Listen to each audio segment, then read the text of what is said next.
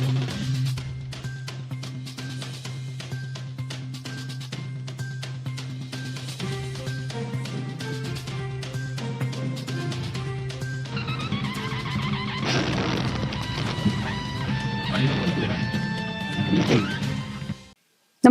आपण पाहता Hirkani news. Hirkani news प्रत्येक क्षण ताज्या घडामोडी आणि महत्त्वाच्या प्रत्येक बातमीसाठी नेहमी तत्पर. कबनूरमध्ये रील बनवणं बेतलं जीवावर. हवेत फैरी चढताना गोळी थेट कवटीत घुसली. रक्तबंबाळ होऊन निलेश जागीच कोसळला.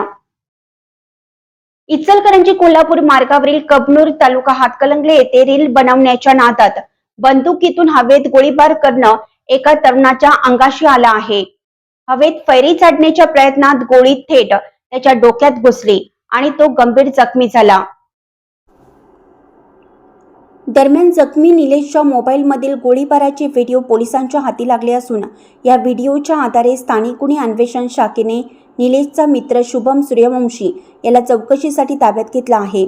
याबाबत पोलिसांनी दिलेली माहिती अशी की निलेश व त्याचा मित्र शुभम काही मित्रांसोबत आज दुपारी 3च्या सुमारास कबनूर कोल्हापूर मार्गालगत असलेल्या एका शेतात रील बनवण्यासाठी गेले होते. रीलसाठी बंदुकीतून हवेत गोळीबार करण्याचा प्रकार सुरू होता.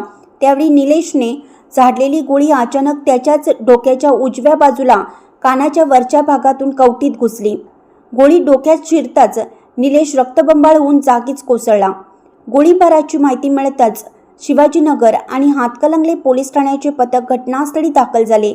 मात्र नेमकं घटनास्थळ स्पष्ट नसल्याने ही घटना कोणत्या पोलीस ठाण्याच्या हद्दीत घडली यावरून संभ्रम निर्माण झाला आहे. त्यामुळे दोन्ही पोलीस ठाण्यात याबाबत रात्री उशिरापर्यंत काहीच नोंद झालेली नव्हती. निलेश याच्या उजव्या कानाच्या वरच्या बाजूने गोळी कवटीत शिरून अडकली आहे. त्याच्या हातालाही दुखापत झाली आहे. त्याला कोल्हापुरातील CPR रुग्णालयात दाखल केलं असून तेथे रात्री त्याच्यावर शस्त्रक्रिया करण्यात येणार आहेत.